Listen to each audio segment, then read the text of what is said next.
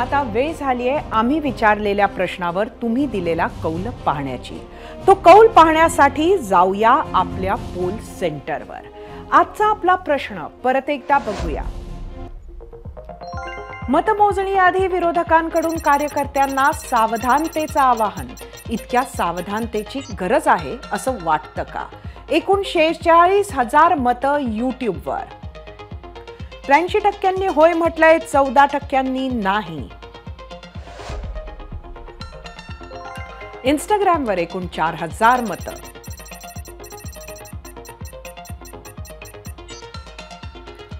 चौऱ्याऐंशी 84% होय म्हटलंय, 16% नाही। फेसबुकवर बघूया।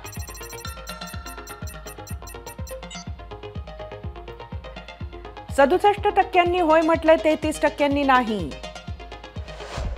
एक्सचा कौल।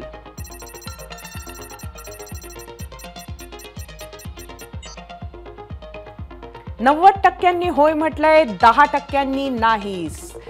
सर्व नेटकऱ्यांना वाटतंय की सावधानतेची गरज आहे। देशात कोणाचं सरकार येणार याचं चित्र उद्या दुपारी 12 वाजेपर्यंत स्पष्ट झालेलं असेल। सरकार कोणाचंही आलं तरी त्यांनी इतर प्रश्नाइतकंच महत्त्व शेतीच्या, शेतकऱ्यांच्या प्रश्नांना द्यावं अशी आपली अपेक्षा असेल। बेरोजगारी आणि महागाई हे फक्त आरोप प्रत्यारोपाचे विषय उरू नये, तर हे खरेखुरे निकाली निघावे ही पण अपेक्षा आहे। या अपेक्षा पूर्ण करायच्या असतील तर सरकार म्हणून सत्तेत येणाऱ्यांवर तर विशेष जबाबदारी आहेच, पण राजकारणासाठी म्हणून राजकारण करून सरकारचा वेळ वाया घालवू नये याचे भान विरोधकांनी सुद्धा ठेवलं पाहिजे। आपल्या महाराष्ट्रापुरतं बोलायचं झालं तर लोकसभेचा निकाल लागला की लगेच सगळे पक्ष विधानसभेच्या तयारीला लागणार हे नक्की, पण त्यासाठीच्या राजकारणात उरलं सुरलं वर्ष विरून जायला नको। त्याआधी राज्यासमोरच्या महत्त्वाच्या प्रश्नांवर आपले प्रमुख पक्ष आणि प्रमुख नेते एकत्र येतील।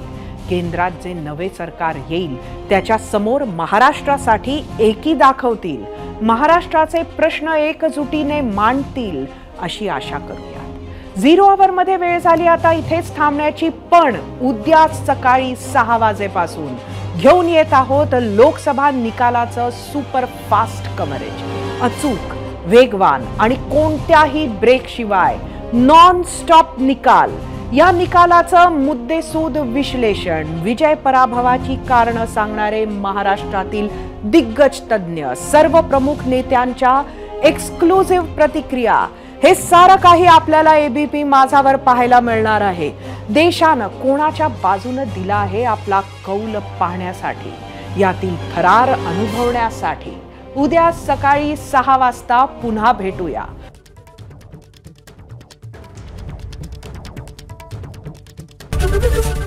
एबीपी माझा, उघडा डोळे बघा नीट।